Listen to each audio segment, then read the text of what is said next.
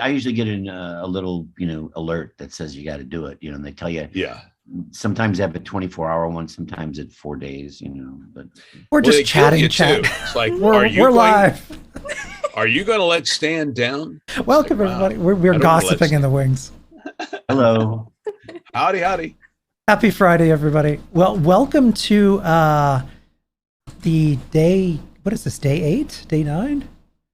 It's all melding together. It's all melding together. It's welcome to the day. We're on Friday. That much we know of Wes Johnson's Voice-a-Palooza, gathered here for the Alzheimer's Association to raise funds for an incredibly worthy, very personal cause for many of us. And we're here gathered, bringing together some of the many voices of Fallout 76. The one thing before we get started here, I wanted to remind everyone, if you can, any amount matters, $1, $5, whatever you can spare, smash !charity to donate to the Alzheimer's Association today and help us to end Alzheimer's. We also got some giveaways from our friends at Bethesda and also Noble Chairs. So if you hit !Noble Chairs, we're giving away a Fallout Nuka-Cola gaming chair sponsored by Noble Chairs. And Fire also, engine red and beautiful. It is, yeah. It's got the beautiful Red Rocket pinup on the back, top quality. Also, we have the 10th anniversary Skyrim gaming chair that is beautifully sexy in all black with runes and an arrow to the knee, stitched right on the seat cushion.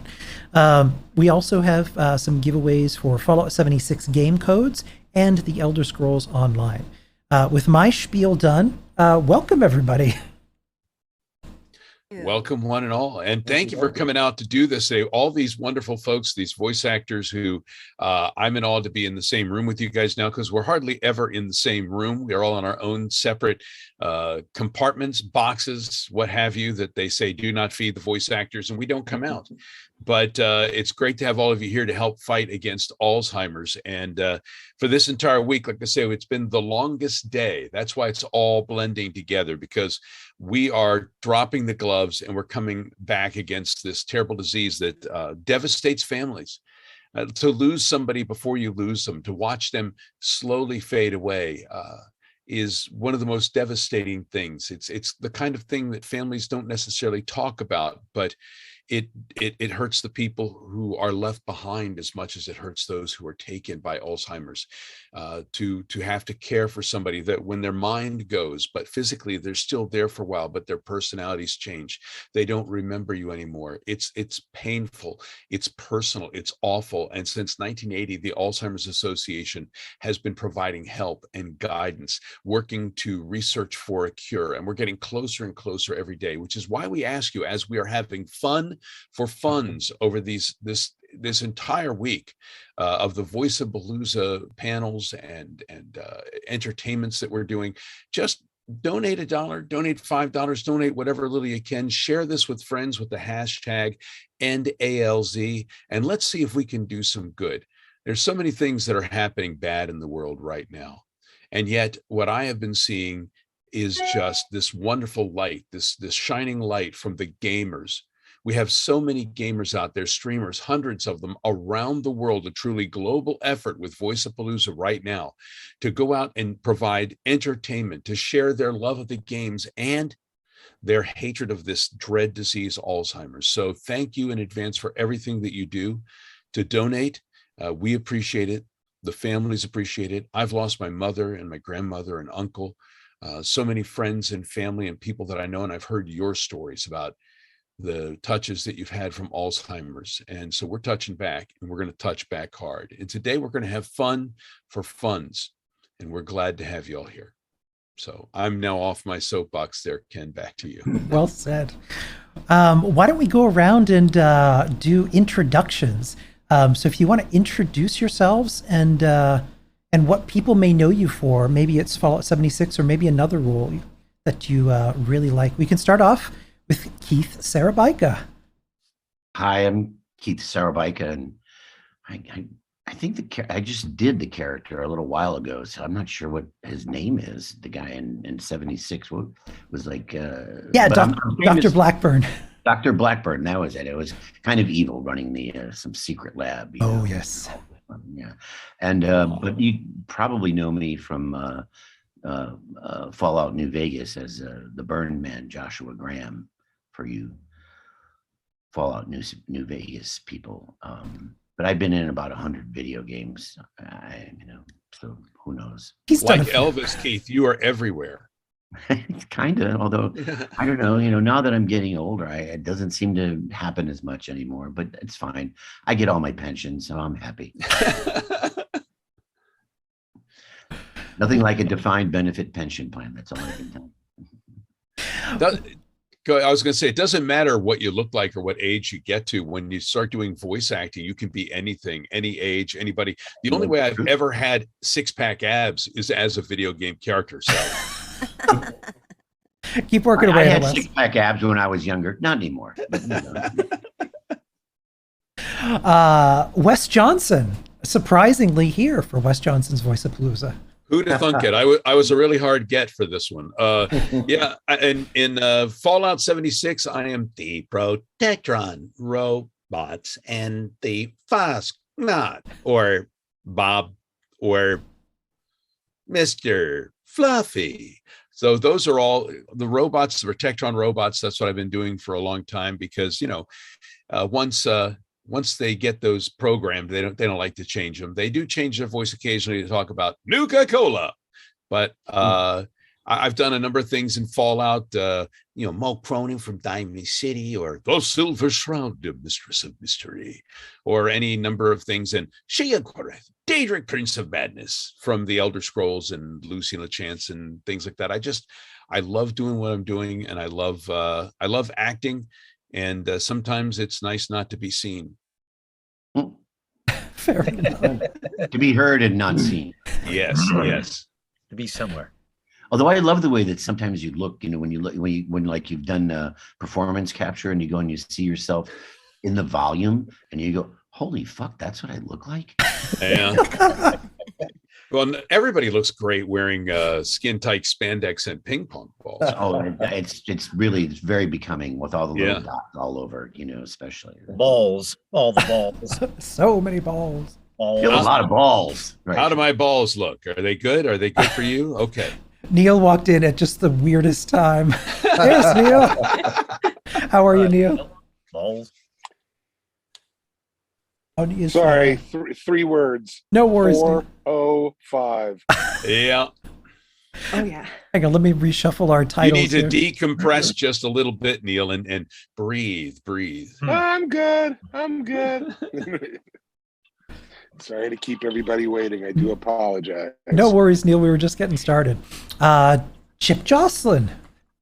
How you doing, man? Hi, guys. Thanks so much for inviting me to join this prestigious panel. And this disease has also very much affected me with a loss of a grandmother and a grandfather, and currently have an uncle who is suffering, who was a pro boxer. So he's struggling. And so it was almost kismet that you guys asked me to join you, and I appreciate that. So appreciate you. Thank you, sir. I did about, I think 8 or 9 voices now in Fallout 76. And the one that I think most people know is Graham, the lover of meat. So he loves the meat a lot, and as do I. And that should be the new voice of Arby's right there. Yeah. So prior to that, I just did commercials and film and TV from time to time. And so again, thanks so much for the invite to the party. Always a pleasure to have you. Thank you, sir. Just below you, Jordan Reynolds. Hey, Jordan Reynolds. It's an honor to be here amongst some amazing talent. In Fallout 76, I play with this amazing lower third that you put together. Ruben Gill is probably the most known character. He's in Vault 51. You never actually see him except his sad, dead corpse. But you hear him and all of his horrible journey in Vault 51, where Zax is controlling everyone.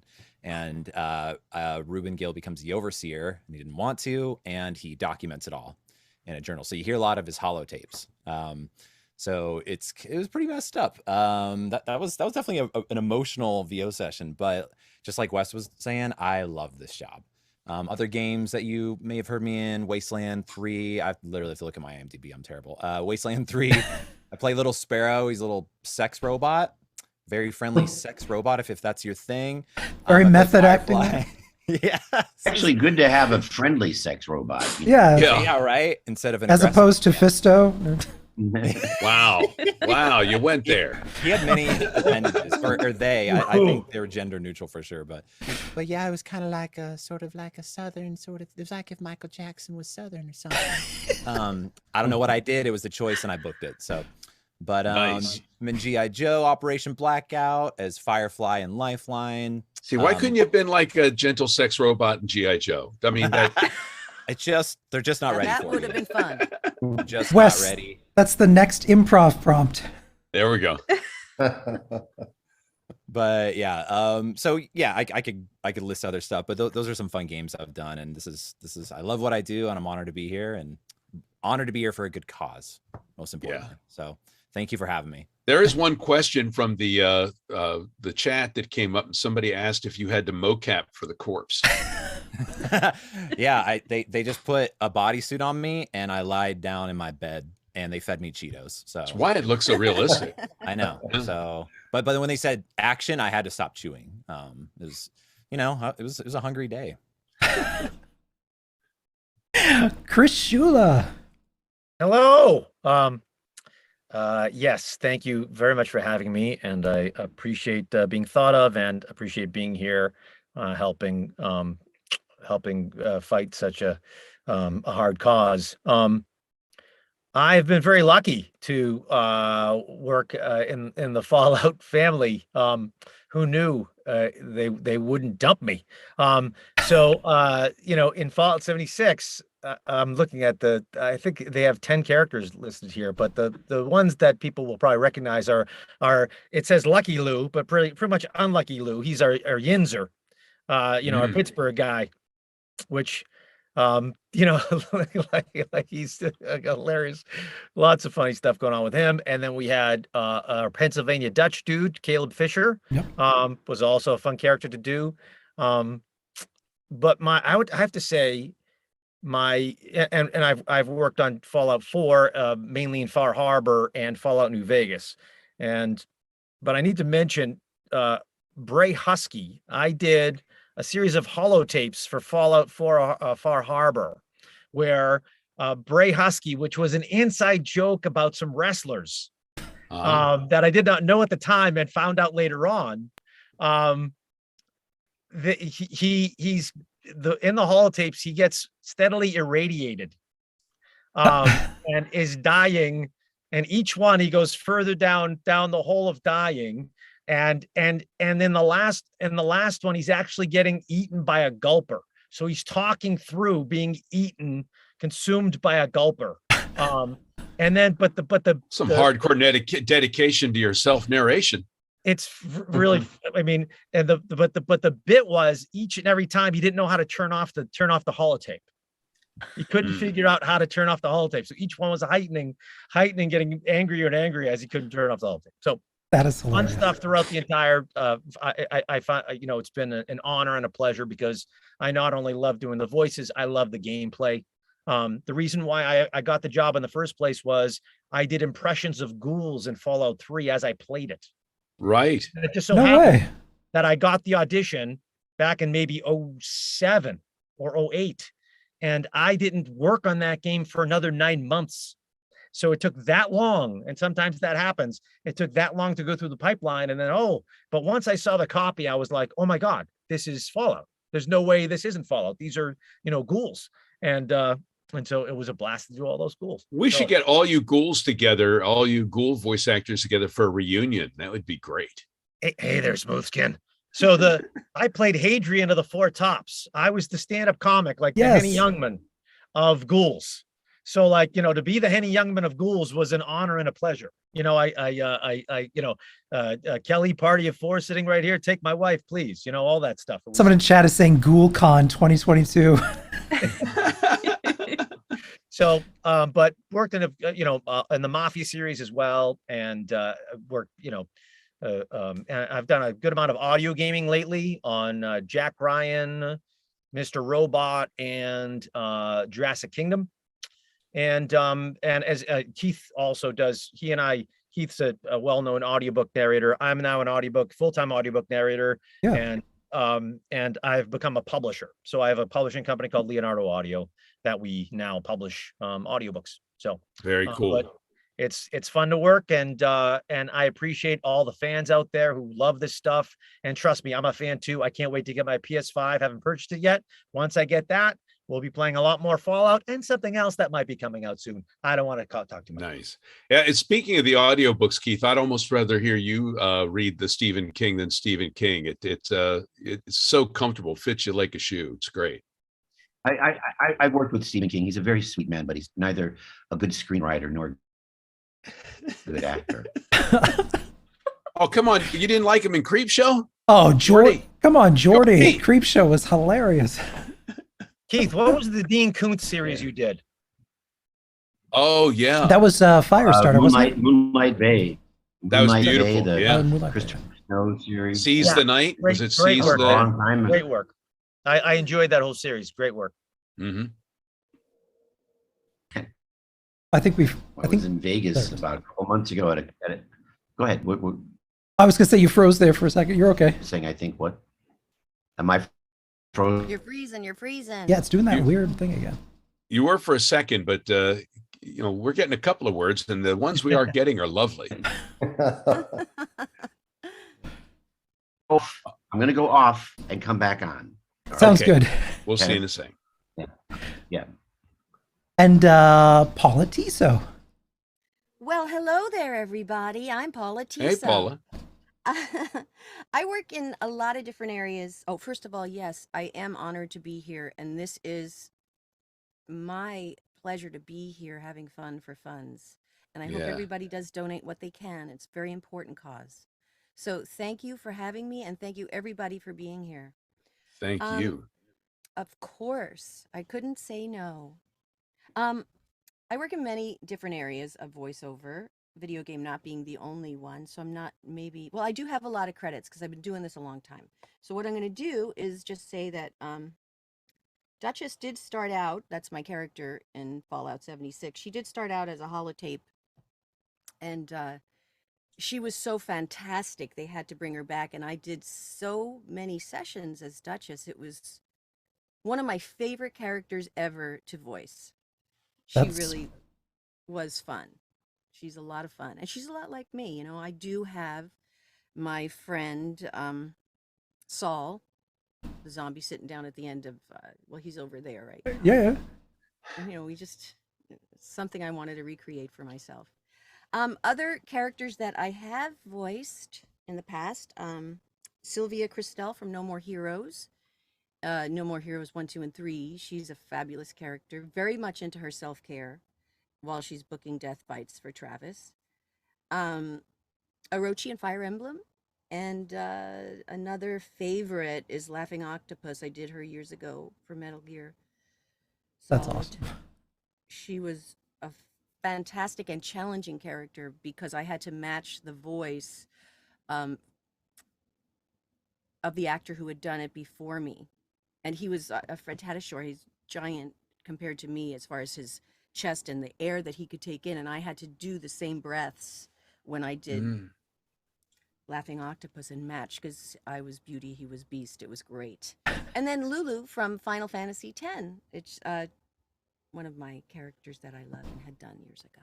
So thank you so much for having me, and I'm glad to be part of this fabulous crew. Grateful to have you here. Yeah, thank you for being here. And Alex just joined us as well. Although we can't. There's Alex. Sorry. There's Hey, Alex. What's up? Wait a minute. I think that that's actually Keith wearing an Alex disguise. He disappeared and suddenly Alex showed up. Oh, here comes Keith. Oh, okay. Yeah, that's what happened. How have you been, Alex?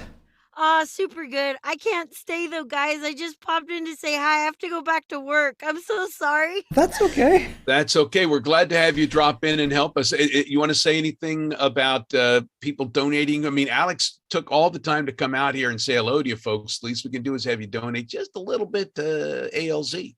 Yeah, just a little bit, guys. We're helping people. Nobody sounds more like their character in natural speaking voice than Alex does as Rose. She's my bad alter ego. Oh, yeah. Yeah, it's okay. So, Keith, we have now established, since you are both appearing here, that you guys aren't each other in disguise. So there we have it. Okay. Am I actually in the thing again? Yep, you're good. Okay, great. And Neil Kaplan also joining us, the man, the myth, the legend. Nope, just me.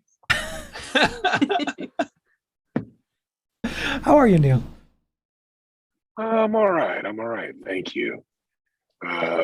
Just in the middle of a very busy traveling summer. One of the anime that I worked on a few years back got very popular during lockdown, and I'm happily hitting the road and meeting a lot of the fans in person.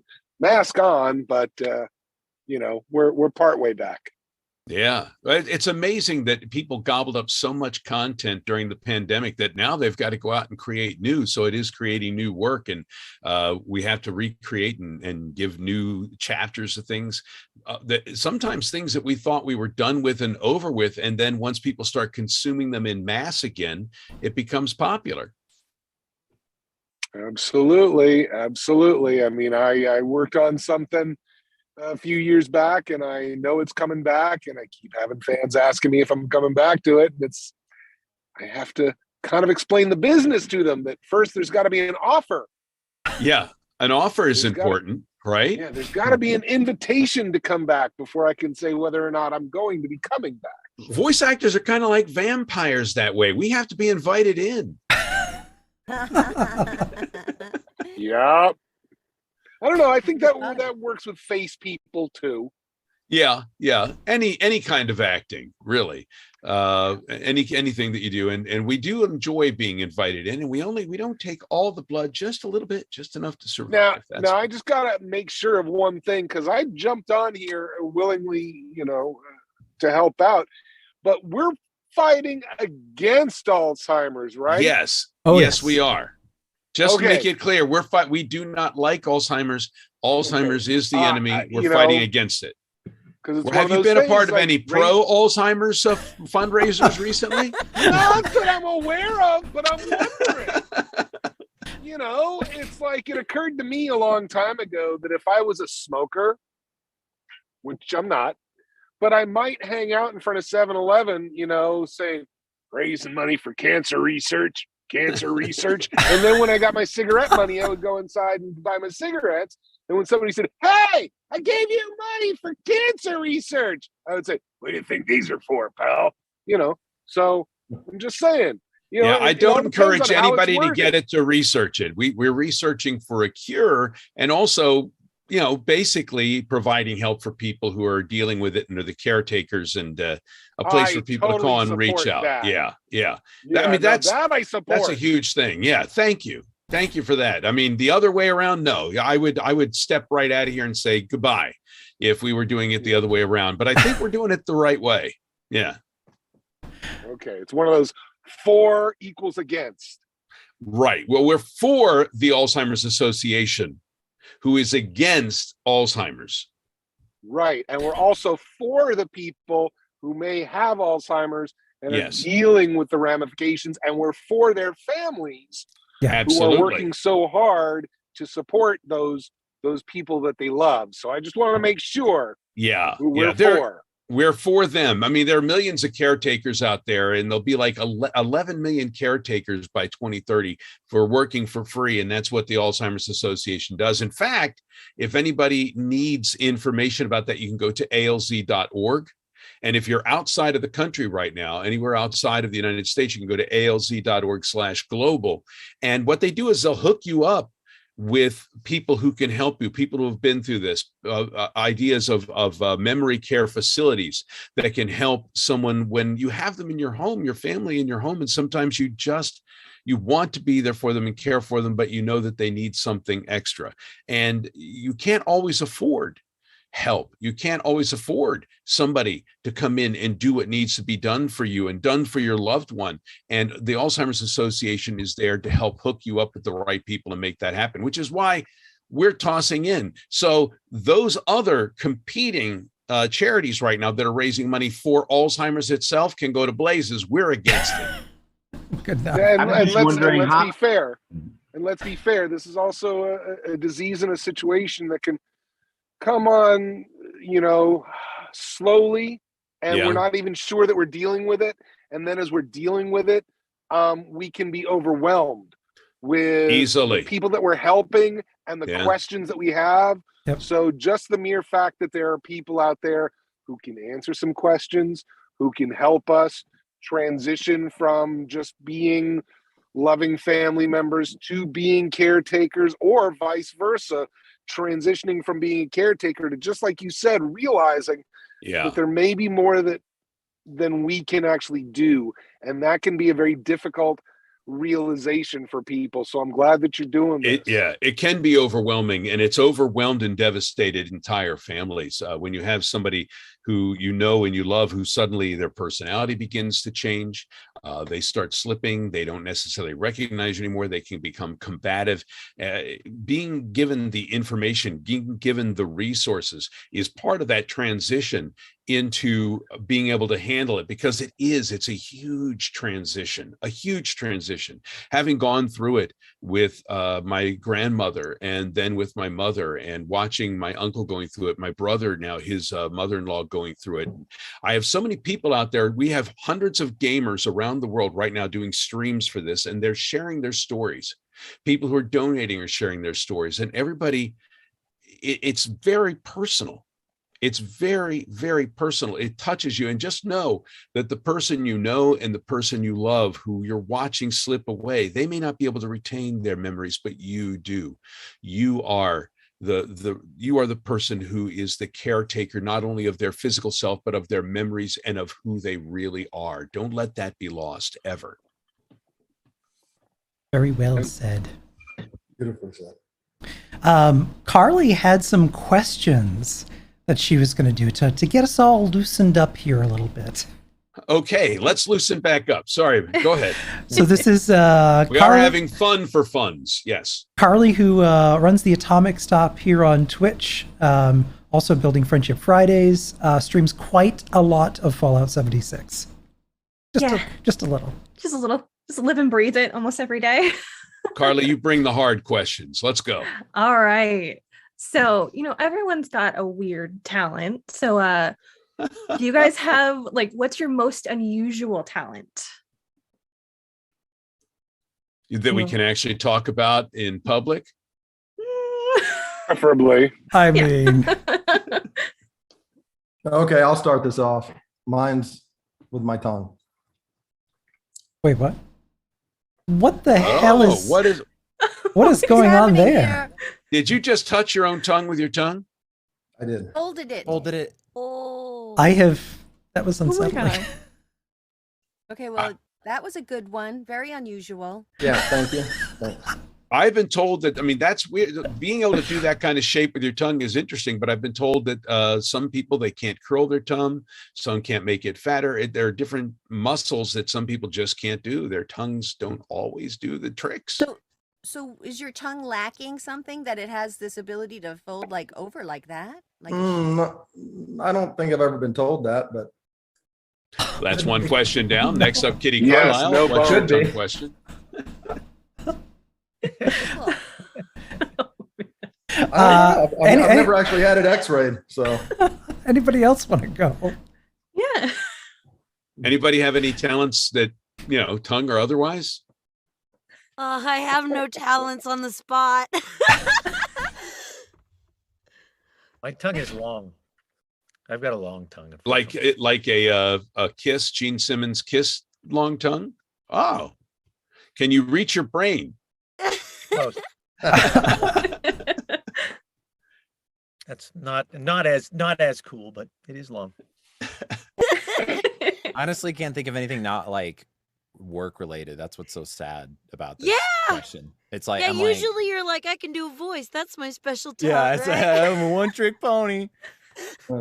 Yeah, no, Wouldn't- I wouldn't- was thinking in high school, this is really not impressive, but rubber pencil.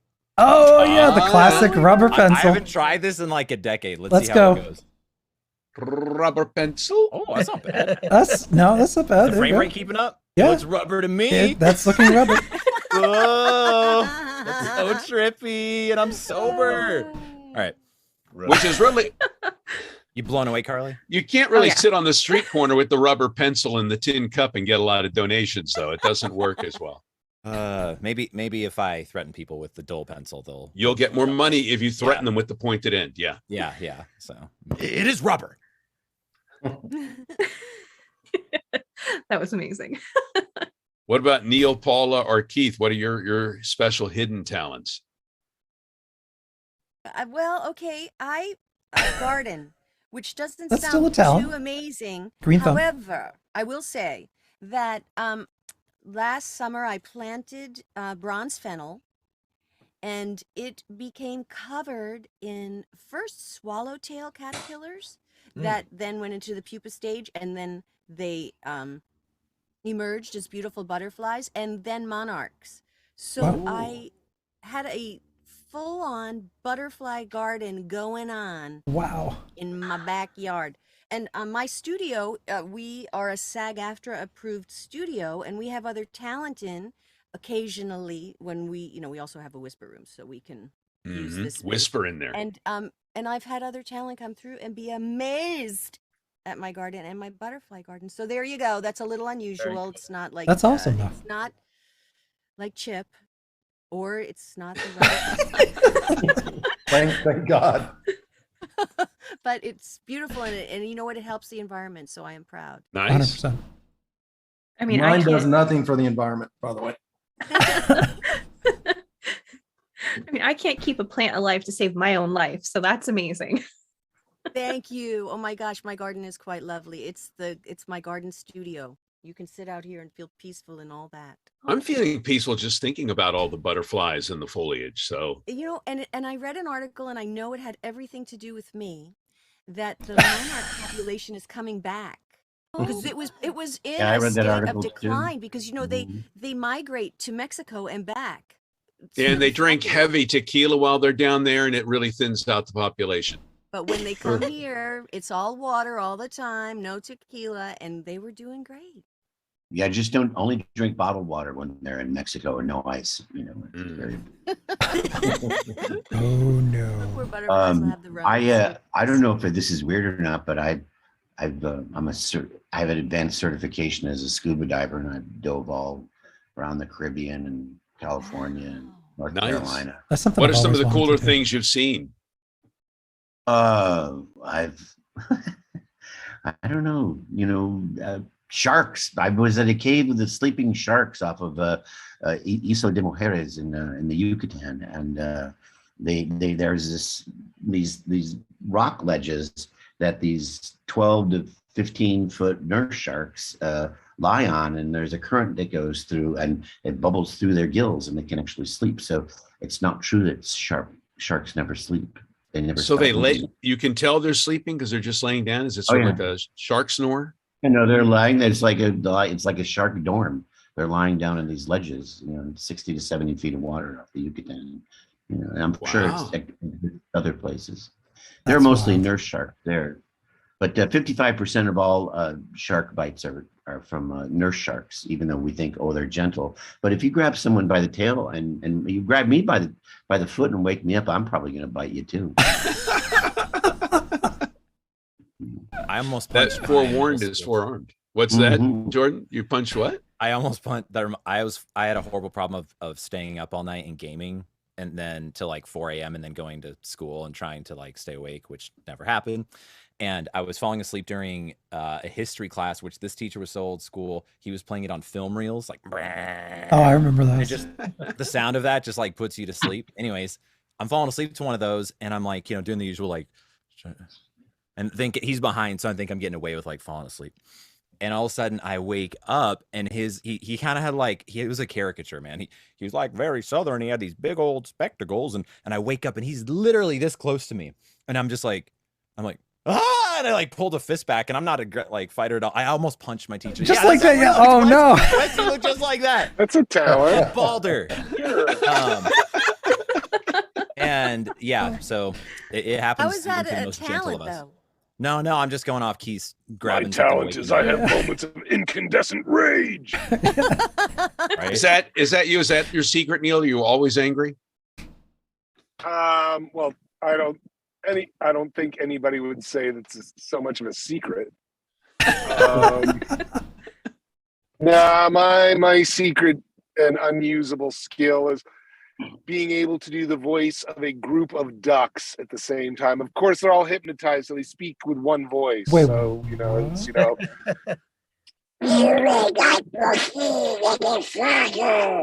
that kind of thing.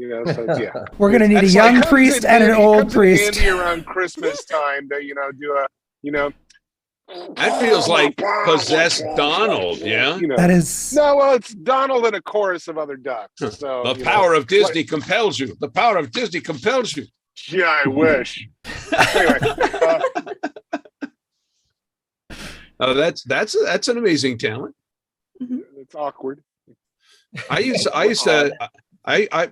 to draw a lot. I actually did a daily comic strip for a couple of years in Washington D.C. at the Washington Times. It was a daily strip called Martini and Clyde, and I would write and draw it, and it took 26 hours a week, but I had a full-time job at the same time. Then I got married and had a kid, and I was trying to keep it going, and one thing had to go eventually. But I discovered a weird thing about being able to cartoon and to draw is the same thing as if you have a pickup truck and all your friends want you to help move. Anytime someone wants something drawn, they reach out to you and ask you to start drawing it. And I had a sister-in-law came to me one time and she was like, I need you to draw a couple pictures for my class. And I was like, oh, okay, that's fine. I'll do that. And I agreed to do it for her. And then I found out what she wanted was for me to draw a caricature of every member of the third grade class at her school, which was something like 115 kids. And by the time I was done, it was like, I have burned the will to draw completely out of my soul. And I didn't draw for like a year or two after that. It was like, I'm done. So yeah, don't tell anybody if you can draw. And if you have a pickup truck, keep that stuff to yourself. Otherwise, it's all like beer and pizza and helping people lift heavy things. It's only your friends with IKEA furniture want you to do it too. That's really cool. Do you still draw now, or did you get back into it? Yeah, I got back into it, and I still cartoon and I still draw, and I pass it on to children who go ahead and do that for themselves as well. So it's kind of, I don't know about you guys, but if acting is storytelling to me. And I think storytelling can be done a number of different ways. I love to write, and I cartoon, and I do stand-up comedy and sketch comedy and improv and all sorts of things. How the medium doesn't matter as much as getting out there and telling a story. If we were in the days of, say, Fallout lore, we would be traveling from town to town with a show and probably getting blown up or shot or killed by raiders, but we'd still have to pursue our craft somehow. Carly, what else you got? All right. So you have 90 minutes to spend one-on-one with anyone you've looked up to. Doesn't matter if they're still living or if they've already passed on, famous or not. Who would it be? Christopher Walken. Ooh. Christopher Walken, yeah. Would you just be talking or would you be dancing too? I'd be walking. No. I think I would be, I just would be fascinated to see what that would be like. I think it'd be fun. Just popped into my brain when you said that, Carly, because it's like, who would that be? There's a lot of people actually, but I would say Christopher Walken would be really interesting. And I think maybe I'd want to dance with him. And why not? After seeing him in that music video, who was it? Not Daft. Oh, that was a great one. No, he did all the different, he would just dance through the whole thing, right? Fatboy Slim. Fatboy Slim That's video it. is so great. I quite like. He had a great look in Batman Returns, between the suit and the bow tie and the hair as Max Shrek. He was awesome in that movie. I just started gotta that for the see first them. time in years, and like I was like, "Whoa, that's an intense look." Yeah, it's a definite look. So as far as for a quick Chris Walken story, I used to do Chris Walken on the radio, in sports radio. Very hacky, but I used to do him for like 6 or 7 years straight in all sports radio because Chris Walken, when we did him, was an expert on picking March Madness. So he would know, he'd know which teams were, we're gonna come out of the East or whatever. The 5 seed was gonna beat the 12 or something or whatever the case may be. So he was an expert in that stuff, which was fun. And so we would improv the crap out of it. It was a blast. It was fun. Sounds great. What about Neil? The screen was freezing up during the question, so I kind of missed it. Oh, Carly, yeah. So if you had 90 minutes to spend one-on-one with anyone, whether they, were still alive or famous, if it's someone you looked up to, who would it be?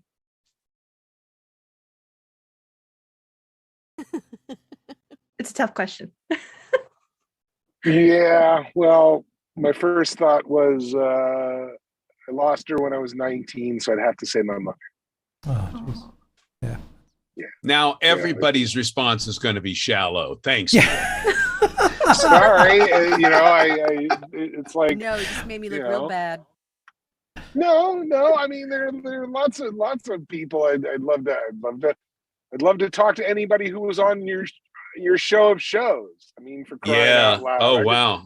I could spend 90 minutes talking to Sid Caesar. I could spend 90 Oh, minutes Sid talking Caesar. to Neil Simon. Hey, why not Carl spend 90 minutes Reiner. talking to Mel Brooks, who's still around at this point? I take, Mel Brooks would be a blast. And Mel Brooks has got it going on, man. He still has it going on. Hopefully. Still waiting on Spaceballs 2, the search for more money. Keith, what do you think? I'd want to spend time with Abraham Lincoln. And then I tell him not to go to the theater. Nobody ever takes good advice, though, Keith. They never do. No, it's especially if they ask you, like, was that play any good? And you go, It wasn't that good. The finish is explosive. Yeah. It's big Has explosive. enough time passed for that to be? Yeah, I guess it has. Well, so there's other than that, Mrs. Lincoln, how did you enjoy the play? Yeah. Oh man. I've used that in a play. I've actually put it in a play. Yeah. Chip, did you have anybody? Well, actually, my first thought was my mother too, and I lost her when I was 21, and then I started thinking about our time together, and I decided on my grandmother. So, but as far as famous people go, I would say maybe Gene Wilder. Oh yeah. Would be a good one. So, on a Gene Wilder front, I gotta say, I did it. My first convention that I did overseas, I had a free day. I was about to go to the Tower of London, and then I looked in the local paper and saw Gene Wilder was going to be at Waterstones signing his autobiography.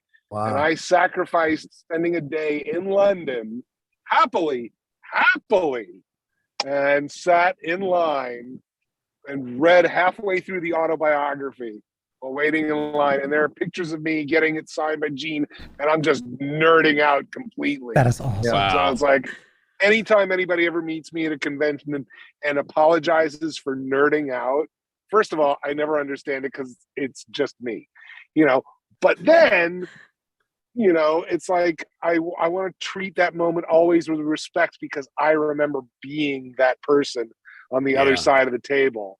And, I hear the name Gene Wilder and it just makes me happy. And I remember, this quiet, humble man, you know, very unassuming, and then you open up his book and read these amazing, absolutely mind-blowingly amazing stories and the life he must have lived. So I think that's a kudos on that selection. I think there's nothing you can say in that moment that you feel will touch anything that you really want to reach them with. I know when I had a chance to interview George Carlin once, I never felt stupider.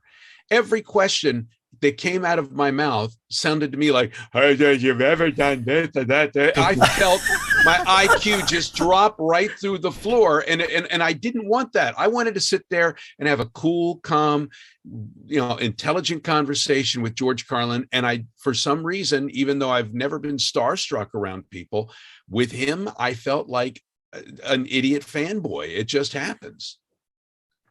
Yeah, that's a great question too. Has anyone else had someone that you've met that you've been legitimately starstruck by? Alex is nodding her head.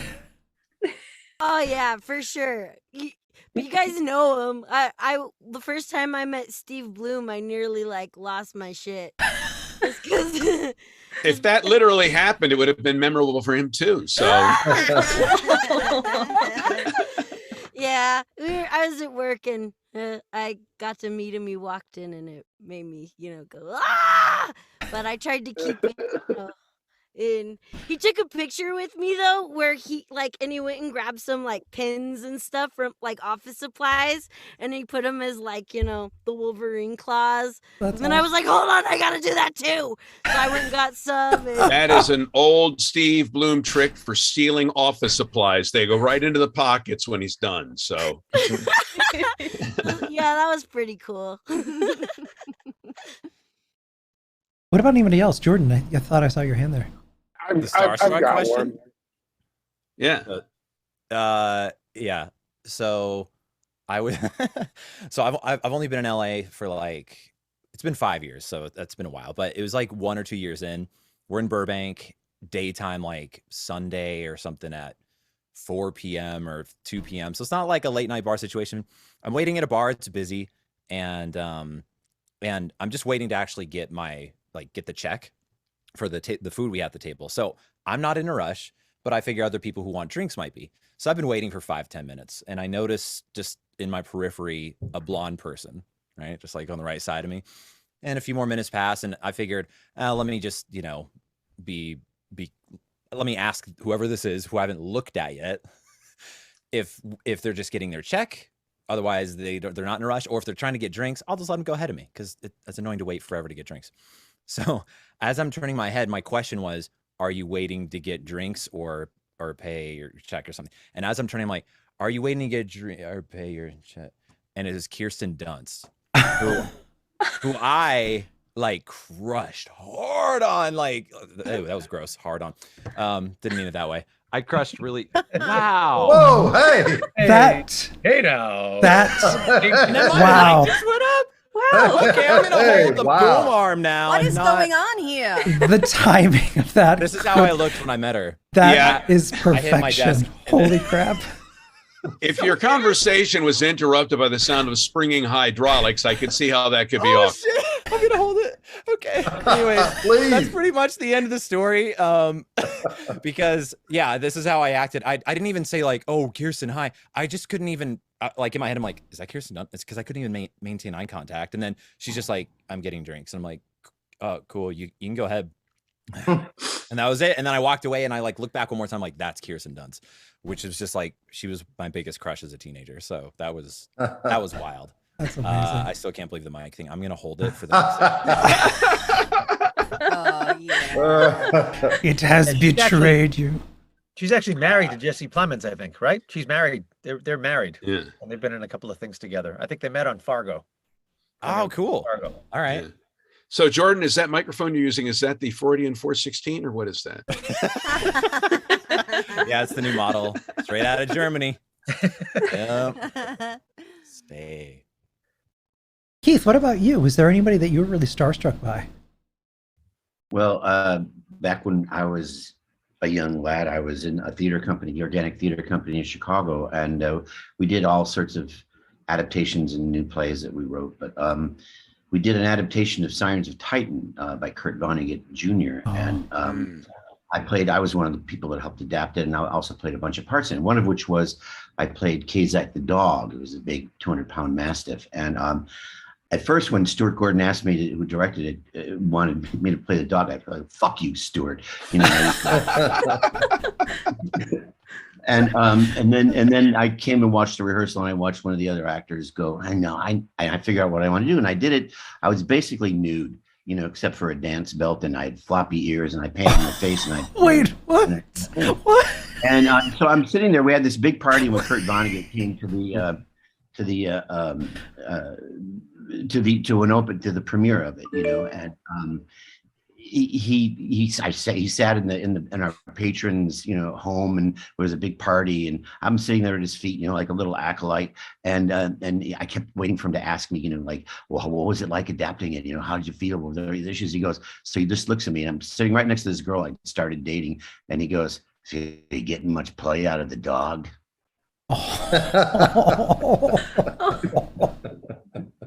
Nice. Oh man. Vonnegut. I love Vonnegut stuff. Yeah, me too. Yeah, he was a nice guy, you know, and stuff's pretty funny, pretty theatrical too. They actually did a recent production of that same thing at Sacred Fools, I think it was, you know, like 2 or 3 years ago. Has anyone else here done stage work on theater? Yeah. Sacred Fools. I bet when I lived in LA, we did a couple things there. Nice. Outstanding. That's a fun theater, man. Fun concept. You know, I don't know if you guys are aware of like Sacred Foods. It's a competition. Basically, every week you've got how many, Keith? Probably 6 or. They used to have a late night show, you know, that they would do. That's what I know of it, you know. Yeah, it was on the weekend, but they had like, you know, usually 6 sketches that were, you know, anywhere between like 3 and 10 minutes. It was a competition. They would then winnow them down. They get voted out, you know, which I was kind of against, I'll be honest with you, you know, because I don't believe it can be a competition, you know, but I get what you're saying. We did a late night soap at EST when I was first artistic director there back in 2015, and it was called In Search of Dog, because the lead character was dyslexic, so it was really In Search of God. It was pretty funny. We did 3 episodes, you know.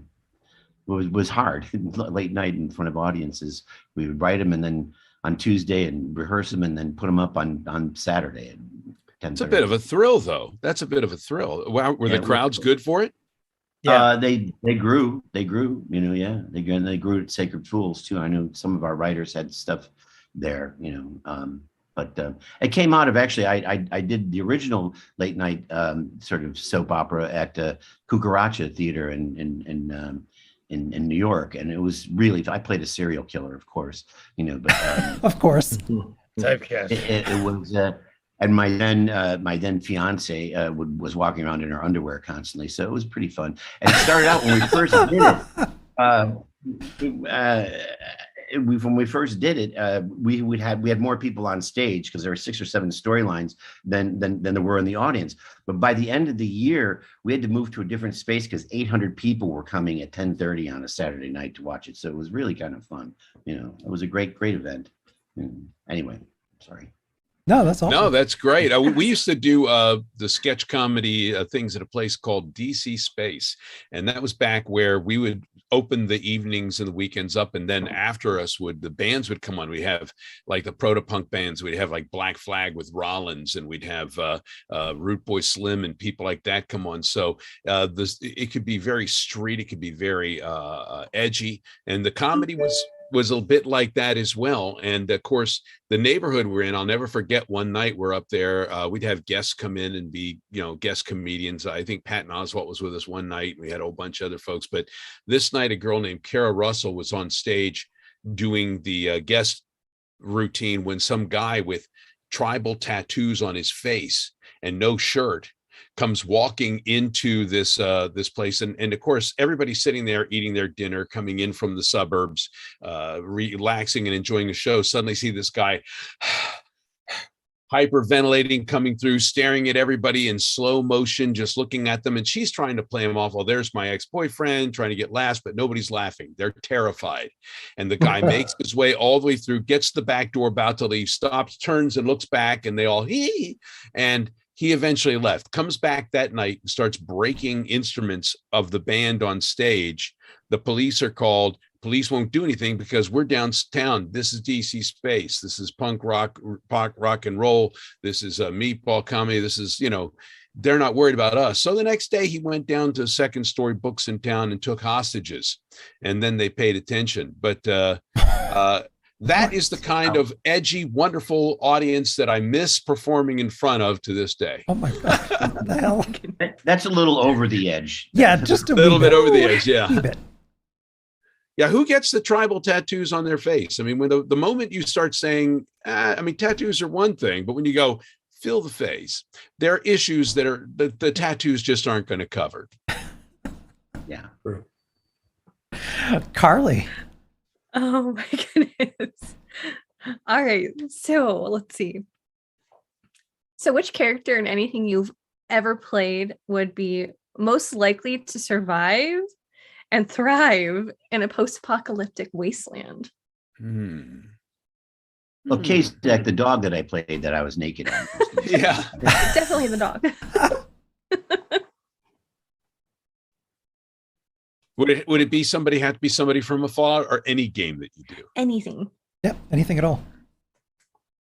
I think Shea Goreth, the Daedric Prince of Madness, would only thrive. He'd enjoy it. Oh, yeah. While you guys are thinking about that. What's sorry, that? go ahead. No, go ahead. Well, I was going to say, we have a $100 donation proposition from Wreck-It Okay. Renee in chat. She has a request for Chip Joslin, actually, and is Chip. willing to make a $100 donation. If All Chip, right. if Chip I says, I will match it. Does Chip Well, have to wear the wait, same what? outfit Keith did playing the dog? Is that what this is about? oh no.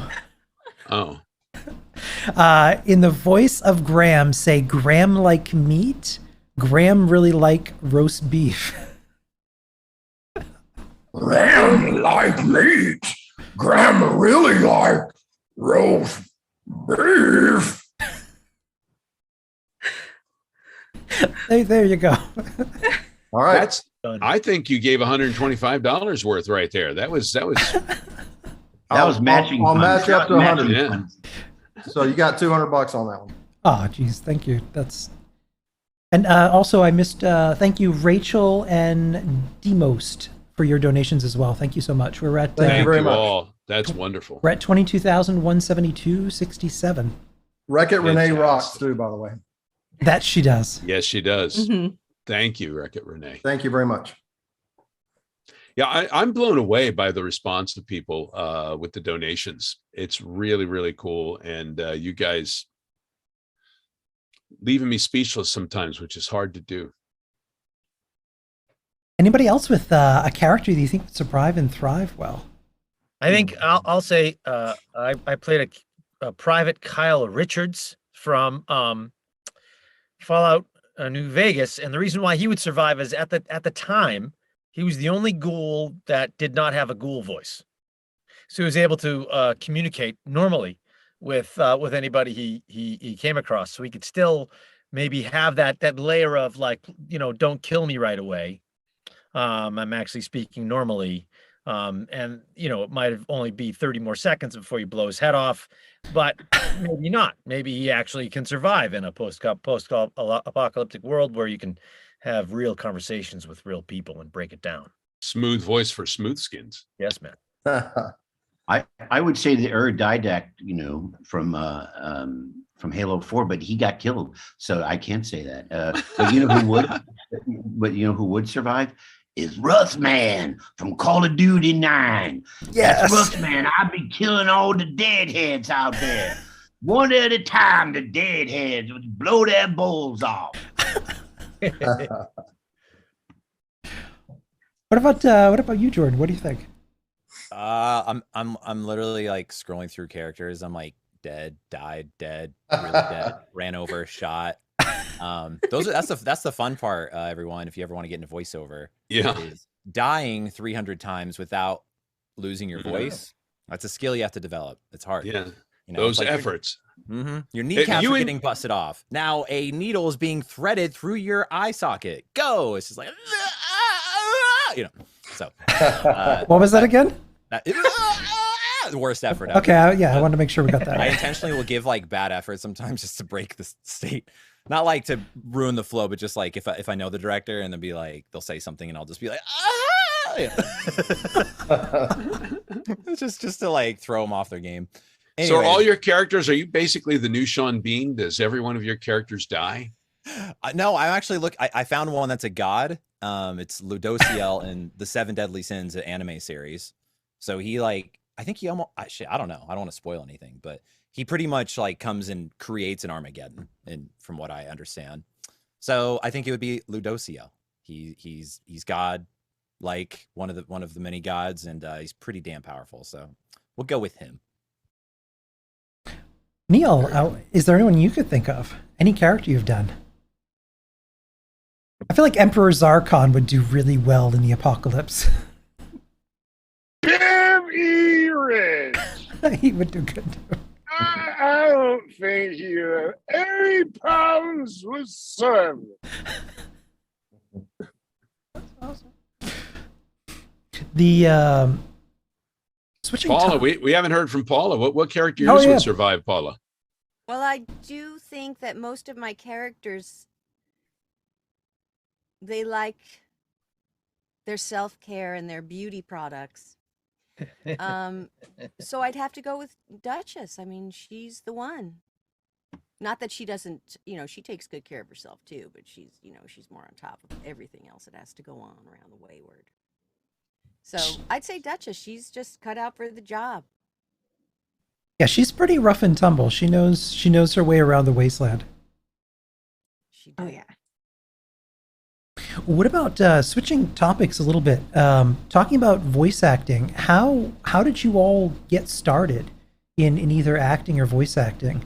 Why don't we start off with Neil?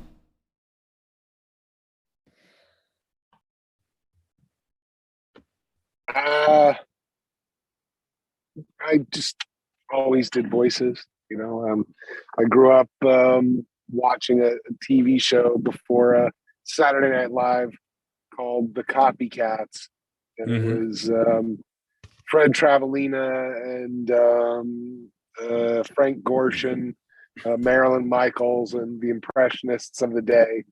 So they didn't have all the makeup and everything, and I just kind of started from there, and did theater as a kid, and everything I did always had a voice. It was just always different. It was like, well, I do this stuff, let me use it. And I even during a fundraiser had the good fortune of meeting Mel Blanc. He told me, impressions of hacks, kid, original characters. And that's pretty much the time that I transitioned from being a 16-year-old impressionist to just a guy who did lots of voices, dialects and stuff. Wow. I studied musical theater in New York City, but had the opportunity to do some drop-ins for CBS FM. And as soon as I got behind the mic, it was like, I'm home, where I'm supposed to be. So that's I'm still pursuing it. I'm still trying to break in, 35 years later, every day feels like I'm still trying to push the door open. Well, nobody's ever really made it, have they? I mean, we still, no matter how many successes you have. I think Rob Paulson and Frank Welker have made it. I think Frank Welker, having played Freddy and Scooby-Doo since 1969, I'm thinking he might be able to kick back and say, I think I've made it. But he probably doesn't. He's probably too busy.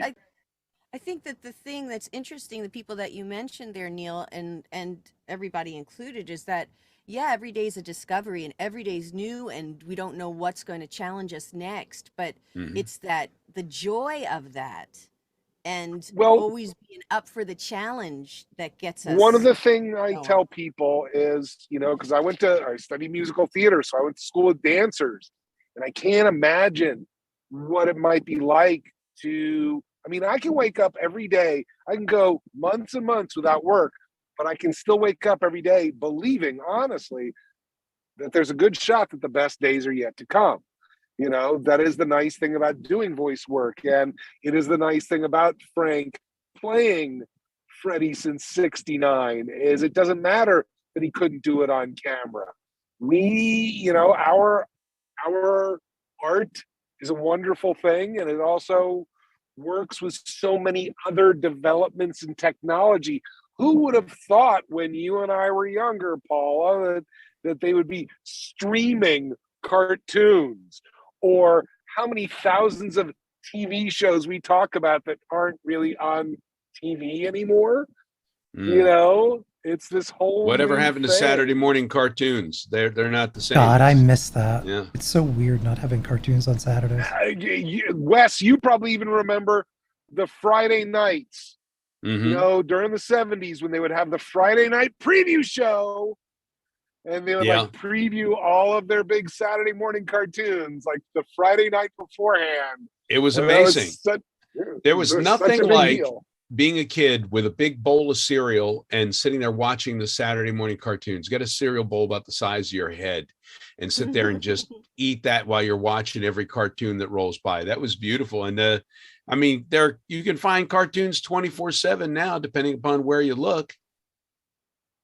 Which is Not the beautiful, good but ones. also no. At this point, there's so many channels that even the good ones are playing 24/7. Yeah, you can find them. You just got to find it. Exactly. Hey, you were talking about Mel Blanc, and that you met him was amazing. I mean, most everybody just loves Mel Blanc. I actually, when I was doing a video game voice acting class, I wanted to show some of the students the Mel Blanc's autobiography, which I loved. So I ordered one. I didn't have a reading copy because I think I loaned mine to somebody and they never gave it back to me.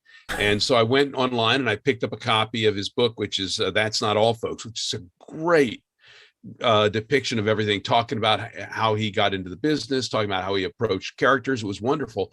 And I got it for $4.25 on Amazon because they said somebody had written in the book. And then I got it to my house and I found out who had written in the book. That was when like, are you changing your name to Phil? He can call me Phil. He can call me anything he wants, And I've had friends named Phil going, "Oh, hey, thanks for getting that book for me, Wes." I'm like, nah, nice try. Not gonna happen. Have you ever been out to make the pilgrimage to his gravesite there in Hollywood? It says "That's All, Folks" right on the top of the headstone there. And I was doing a sketch comedy show in town, and somebody gave me this rose, this white rose, one single white rose. And I took it back to my room where I was at, and I thought, what am I going to do with this? And I thought, I'm going to go down and take it to Mel Blanc. So I took it down and, dropped the stone there on his headstone. And then I put the rose there, and I just took a moment and I thought about it. And I just started talking to him and thanked him for everything that he'd done and what he meant to me. And I said, I wonder if you were here today, what you might say to me. And just at that moment outside the cemetery, which is surrounded by these large, like 12-foot hedges all around, I heard a novelty car horn go off and go, right at that moment, all the flesh just goose pimpled up my arm. And I'm like, okay, great. Thanks, Mel. Nice talking to you. Take care. Bye. Gotta go. So the timing was as perfect as Jordan's microphone malfunction. Yeah. Pretty much. Yeah. And I mean, but I'd like to think that in some small way that was Mel Blanc talking to me, but he talked to me all throughout my childhood. So, I'm pretty sure if he could have talked to you in that moment, Wes, he would have said, "Get off my chest." Yeah. No, everybody says they want to talk to the people who have passed, but then they come to visit and you never stop screaming. It's very confusing for them. Yeah. Oh God. What about you, Paula? How did you get started? Well, Hey guys, I think I have to go off and come back on because my screen keeps freezing up. Yeah, no worries, I'm Keith. gonna leave and come. Okay. I have a Not that I background don't in want to hear what you theater. have to say, Paul. Okay. I have a background in theater. I feel like a lot of people I know have a background in either theater or they have a background in radio, depending on what area they kind of go into after that. But anyway, background in theater. Eventually moved to Los Angeles, and after a year and a half, I decided to take a little time off from sketch comedy and working kind of survival jobs, and I got a job at SBV. And ended up being a booth director and assisting all the agents in the room and working with all that fabulous talent re-inspired me to jump back into the game. So I was training with Chris Zimmerman and Charlie Adler, and Cool. from there I got back into sketch comedy. I'm going to get to the point in a second. And was doing some shows around town, and my Rita Venori was out to lunch with a producer from CBS who had been to my show the night before and said, "Hey, you got to sign this chick I just saw at sketch comedy. She does all these voices. Her name's Paula Tiso." So when she came back from lunch, I was in trouble. Called me into her office, and I got a talking to. But long story short, she really was being supportive, and in the end, she did sign me when I left. So that was that, and that's how I got started. That was a while ago. Hey, you got to make a little noise every once in a while. Exactly. Or they don't pay any attention to you. That's right. Do what you got to do. Follow your heart. Do what you love. Mm-hmm. And What about you, Jordan? It's one of those like typical stories where it's like, wow, everyone's telling me I have a nice voice. I should do voiceover. So, but to make it a little more interesting, I worked like the graveyard shift at Dish Network tech support. So I was on the phone a lot. And so my shift was 5:30 p.m., kind of graveyard, to 2:30. That was you? That was me. Wes is like, you bastard. Yeah, I canceled your account, Wes. You were very verbally abusive to me, and I didn't appreciate that. It was meant in fun. Hey, all you had to do was pay your bill. All those boxing matches you ordered, they add up. It wasn't me. That was the dog. The dog ordered those. Yeah. PPV. But it was in particular, it was older, lovely elderly women who would call in, and they were up late, man. They were like, you think it'd be like weird, crazy, or just like drunk people. I don't know, like calling in at 1 a.m. on a Monday. But it wasn't. It was usually like older ladies who had insomnia, I guess. I don't know. But, after I'd fix their whatever, check something on their bill, at the end, you ask, "Is there anything else I can help you with today, ma'am?"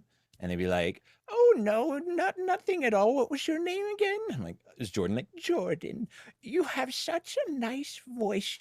You should get into radio." And I'm like, "Oh. Thanks. Maybe I should." So they had a whole club, man. They'd light candles, they put on some Marvin Gaye, and they give you a call. Hey, so it was always in my mind, but I come from a really musical family. And I impersonated like Simpsons characters when I was a kid.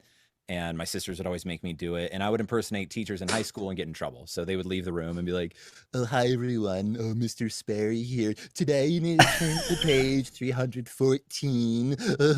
I was kind of a class clown, but yet not popular. It was a weird right. So,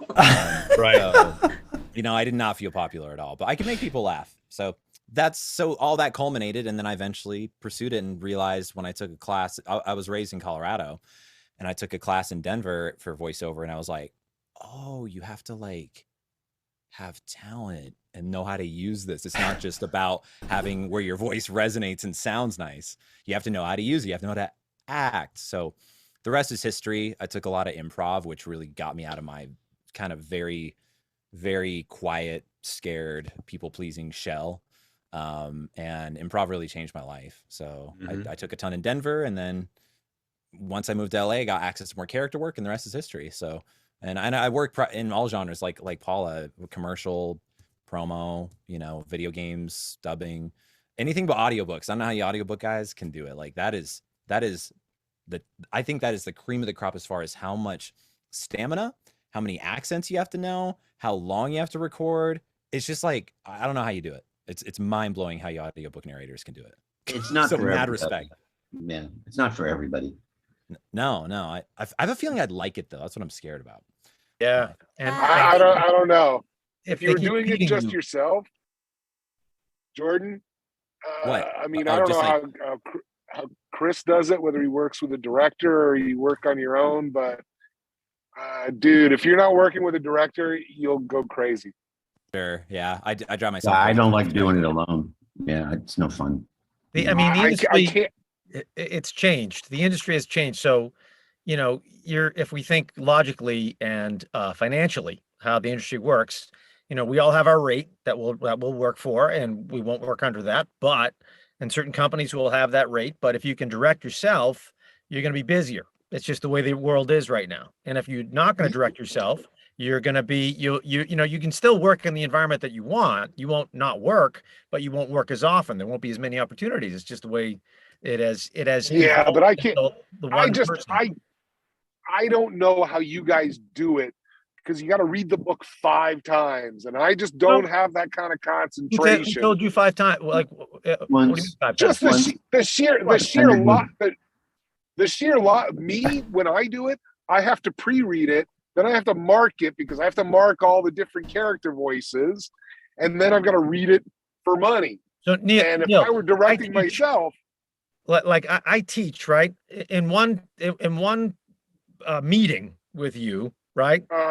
You would be able to, you'd know what you were doing, and like in an hour, you'd be like, oh, okay, all right. now that I know how to pronounce your last name accurately, Mr. Shula, after all these years of reading it, perhaps we will talk because I always tell people, look, if you got to direct yourself, you not only have to pre-read it and then read it, then you got to reread it. And when you're rereading it, you can't let your eyes wander. I guarantee do it. And Keith will say the same thing. Someone like you who is worldly and good and understands storytelling, right? Once you did one book, like one legit, really like I've done like 13. You would be like, okay, I know what I'm doing. This is like, you'd be able to grab any book and be able to translate it. It is, but everyone, it's like, it is like riding a bike in a certain way where the more you do it, the more you learn your own workflow, what you need for prepping. Like, so in that first time you go through it, that's when you're marking up the script. So you're only going through it once before you narrate it, only once. And then we narrate on the day, and then I don't even bother to mark it up anymore. I used to, detailed markings, but now I just go Keith just walks in like sunglasses, Prosecco. right. He's like, let's do this thing. I mean, Well, he's I good. just want to say, It's because he's I just good. wanna say- He's replaced me on series. I can tell you that. And he's because he's good. You could go in, you do it. Some people have that. They just have it. That's you just grab a book and you're gonna read it, and then Okay, there you go. He's ready to go. Me, I'm the jackhammer. Like I'm not a savant. So I have to, I work hard at the stuff that I do, but it's one pass, and then self-direction. We're doing it every day, and all the stuff that we're doing on our auditions. If I didn't know that whole last paragraph was about reading books, it would have sounded filthy. Oh my God. I just want to say about Chris's class, I took a workshop with Chris, and it's amazing, and it will really clarify so many things. And I love the art form, and I think I would really enjoy doing it, but it is the long form of long forms. I do TV narration, and that's long form, but that's frickin' short form compared to a book. So I just got to say, Chris is an excellent teacher. And if you're thinking of doing this, you're 400 is approaching, and it's and I have I have MS. I learned I had MS at the end of 2020. Wow. And so things have, like, for me, the number of books keeps on going up, and I don't necessarily want that anymore. So that's why we've created a company where now I'm hopefully have a production manager and a production management team that's handling 40, and I'm only doing 40 a year or so, where that's much more manageable, healthy, not sitting in a chair for eight hours a day in like this crunched up position. And right now I'm in PT for my hip. So, we all want to just have balance. but thank you, Paula, for that. I appreciate you Absolutely. giving a plug. Yeah, 4 of you here actually teach. I know Jordan does classes, Chris, Paula, I believe you do too, right? Yeah, and then Wes does. Yeah. Yeah, and I'm a adjunct professor at Woodbury Oh, University. I didn't know you knew that. Department. Yeah.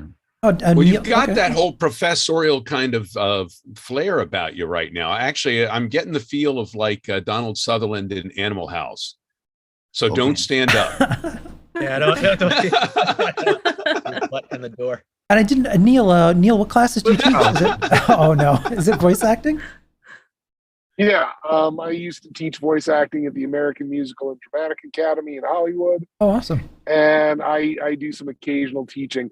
And I am, in fact, one of Jordan's students. He just knows so much that it intimidates the living hell out of me. So, you took one of Jordan's classes, really? No, I'm one of his lifetime people. I like he did a little. This, you can get lifetime access to my brilliant audio techniques. And I signed up for it because I had the extra cash at the time. And it's just more information than I can handle. You know, because that was a great impression. One thing we have to remember. It sounded just like you. Sounded just like one thing we have to remember is that this whole universe is continuing to develop around us. And if us old people walk through it like we know everything, we're missing a lot. And so when the younger talent comes up like Jordan and they've learned all these different things that we didn't necessarily know, he is a fountain of information when it comes to home sound development. And in this day and age, I can't think of anything that's more important for an old guy like me to learn. So thank you, Jordan. Look at Jordan getting all those compliments. That's fantastic. I'll take you out to any steakhouse you want now, Neil. All right. that means a lot. Thank you. Chris, we heard a little bit of your story, but how did you get into it to begin with? I went to school to work in politics.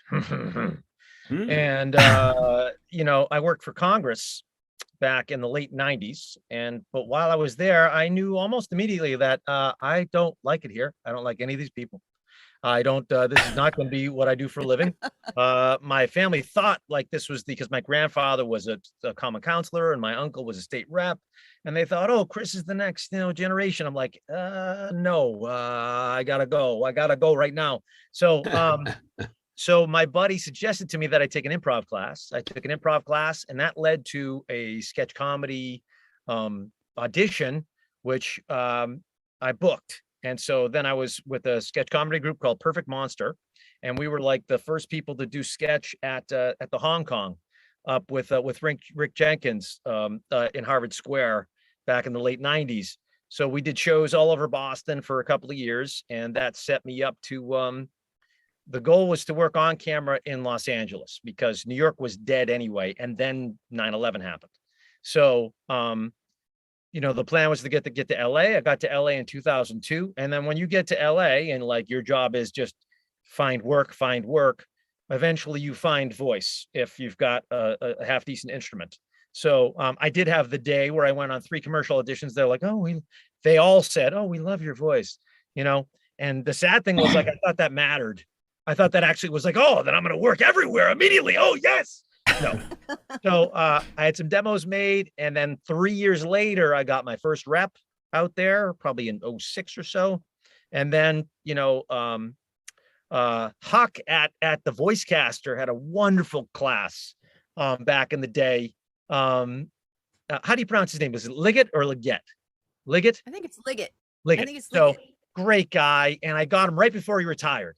So like, he taught me a couple of concepts and that helped me along the way. And then, like I said, the first video game booking that I had was because of the impressions of Fallout 3, doing those, I think I booked maybe 2 small games, two double A's before I booked Fallout 3. And then, and then I started to branch out into other forms of VO. And but no one's mentioned like rep makes a big difference. You know, rep, we try to get as much work as we can on our own, but having good representation matters. So I was like this, you know, like a real roller coaster of having good rep and then getting dropped. And the funny thing was I learned a lesson. While I was with a certain agency and they were doing workouts, I was like a proponent of VO work anyway. And I would suggest that friends of mine that I knew were good come in and read for the agent and start working, you know, getting their reps and workouts, and maybe they'll get repped. Well, I had 4 friends that all like basically took a fourth of the things that I would be auditioning for. and then like, I'm like, hey, there, and then I ended up being, you know, left out. I was on the side. And so that was a lesson learned. Like if you're reading on something, you know, maybe you want to not be that guy today. Maybe it's like, be a little selfish, just a little bit in our industry here and there. It's hard to be selfish though. I like, you know, giving is what we want to be. We want to be part of a community. So after all that, I found audiobooks in like 2011. I think in 2009, I was walking through like a Barnes and Noble, and you see these like monolith things on the shelf. They're like little monoliths. I'm like, oh, what are these? And they were books on CD. And I'm like, books on CD? What are these? And it's a John Grisham novel. And I turned the John Grisham novel over. It says read by Michael Beck. I'm like, Michael Beck, he was Swan in The Warriors. That's a Walter Hill classic. And then he was with Olivia Newton-John and Xanadu. Well, beside like a Matlock audition or a Matlock job, like in the 80s, he was banging out audiobooks. And I'm like, oh. So that was the first like little notch. And then at Voice Tracks, I think Mark Cashman had put on a nice little class, took a class from him on audiobooks in 2011, and then still didn't embed until late 2012. Pat Fraley, Scott Brick, Hillary Huber do a terrific class. And then Pat does classes with mainly Scott still. And I had my demos made, and then sky was the limit. And I'll tell you, it took about 5 years to become full-time, because audiobooks is like, it's like you know, it's like a distant moon. Like there's nothing that is comparable in all the other VO stuff that we do to audiobooks, because it's publishing. Right. So it's not necessarily entertainment. The rest of our stuff is like commercial entertainment or TV or film, and has some tie-in. Publishing is so different, such like a different animal, that the protocols are all different. How you approach people is different. They don't like, unless you're a name, they don't want agents involved. They're just it's just an extra hat. And the agent doesn't see that 10% as being like worth it to be in it for the residual payments. So you're your own marketer. You're your own machine, and you got to go out there and then you learn how much to turn, like how much to talk to people or not, and then how much is too much. And then when you go too much, you're not going to be able to talk to that person for another year because you're pestering them. So like it's all this stuff is you gotta work all through it, and finally, you know, and then you become a publisher. There you go. That's awesome. 10 years later. So I like it. I like the saga. The and saga. journey. The saga continues. But we still love our, you know, the video game, like the video games, I think are the funnest sessions. There's nothing more fun than doing a kick-ass video game session. Nothing. You know, it's you know, getting a character like that in some of the video games too is just it can be wonderfully freeing. And it's a character that perhaps because of who you are, the way you look, you may not normally get. You wouldn't get a chance to play that character in a visual medium, but because it's sound and you can play anything, it's wonderful to be able to slip into these roles and to immerse yourself and let the little spark of you become something brand new each time, and explore who they are. I love that about it. I think that as far as the different mediums are concerned, video games, not just for the consumer, but I think for the performer, can be one of the most immersive. Mm-hmm. Yeah. The you know, and just the different types now that we have, you know, whether or not we're doing cinematics, and whether or not that's in a space, whether or not we're mocapping or performance capturing, or you know, whether or not we're doing the in-game play, you know, where we're banging out the ABC reads. You know, both have their own. What is, for those of us not in the industry, what is an ABC read? Basically, you're, you know, like say say you, in the game, you'll have dialogue that, like, when you do an action, the character will say something back to you. The ABC will be maybe different attitudes. Oh, I see. Or it could be that they just want 3 different reads on it, 3 different, Yeah. and they'll choose which one and so once you give those three reads, they'll normally go, okay, keep B and C, get rid of A, next one. And then you keep on moving. So it's very fast. It's very, the sessions are very fast paced in that kind of style. I love playing the game later to see how interactive it can be, how it really meshes together, because sometimes when you're reading these scripts, it's not linear. You don't have emotions, it doesn't lead right into the next. You've got happy, sad, happy, tragic, these things that are just all over the place. You're really just reading a paragraph and emoting a paragraph at a time. That's fun. What about you, Chip? My mother. What was the question again? Oh, how we got into this? All right. So I started going to theater with my grandparents, and I was always super envious, but I never had the courage to do it or audition. And so in high school, I was a debater, and my debate coach talked me into trying out for one act play. Mr. Brian Sal, who believe it or not, he taught me in '81, and he still teaches at the high school today. Wow. So, yeah. So I'm old. So anyway, was he like a mentor? Was he like a mentor? Very much. Yeah. He talked me into doing the one act play, and I was like, no, that's not for me. Whatever. Blah blah blah. So flash forward the next year, and I'm working on my BFA, and ended up graduating from UTA. And then when I went out to LA and started doing on camera work and commercials and whatnot, my commercial agent moved to Arlene Thornton and Associates, and they asked me if I wanted to start doing voiceovers. I'm like, well, yeah, I mean, that I would, I did a little radio when I was young, so I'd love to give it a go. And so it was really, you were talking about representation, Chris. Really, that's sort of what got me back into voiceovers. And anyway. So yeah, so then I moved back to Texas and have my studio here, and COVID hit, of course, and like we were talking about pre-show, that's kind of, I was kind of prepping for that anyway, but I'm sure I could use some help from Jordan. I'm sure I could get some tips for sure. So, but anyway, yeah, Jordan's next class is going to be very full. Yeah, absolutely. Thanks. So I want to see that mic trick again. Oh no! Someone say Kirsten Dunst. Oh God. That was totally not on purpose. Yeah, and I literally banged the desk, and that's how the mic is so light that the springs just shoot it up. So it happens. I think that was the problem, Jordan. Yeah. I am still a little You shouldn't be red. banging the desk. I know.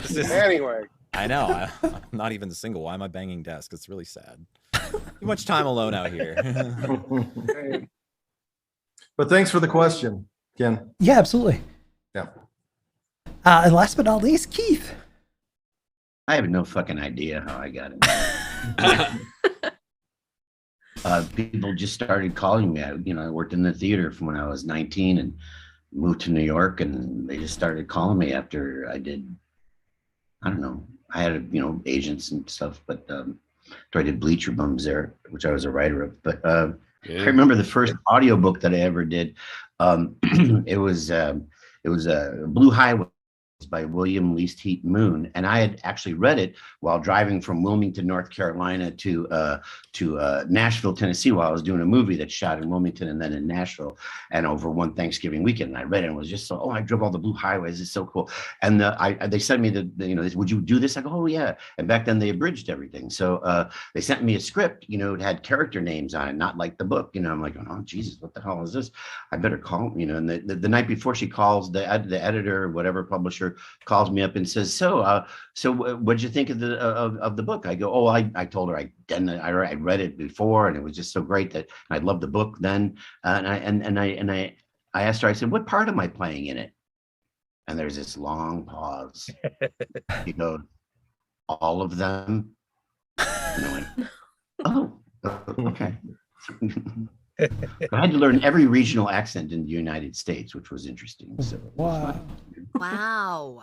Nice. That's a challenge. The Story of English by Robert McNeil was actually a very good resource for that. You know? And the way I got into show business originally is my mother put me in fucking tap shoes and made me dance with my cousin Joyce when I was 4 years old at the Bedford Park Community Center, you know, singing "I've Been Working on the Railroad." And I've never been this, you know. Well, And then she had the obviously it gall stuck when I with was you. 19. What was that? I'm sorry. I said, obviously it stuck with you, made a big impression. Oh, I've done many other things, you know, since then. When I was 19, I was in a play that was at the Organic that was going from Chicago to Broadway. She came to see it and she goes, I said, well, Mom, what do you think? You know, and she goes, are you really sure you want to do this, Keith? God, isn't that what you wanted me to do? She later, my mother was a very difficult woman, but she was a great woman. And she said to the first woman with whom I lived, she goes, when she met her, she goes, he was a very difficult child. Hey, I think Mom would even say, you know, you did okay after all. Nah, she wanted me to be a doctor or a president, you know, so I'm a failure as far as she's concerned. Although I played doctors, I don't know if I've ever played a president or not. I played Yeltsin once. That was the first video game I ever did. Was someone that was like a nuclear, and I played Boris Yeltsin in it. That was the first video game I ever did. And why I got that, I have no idea.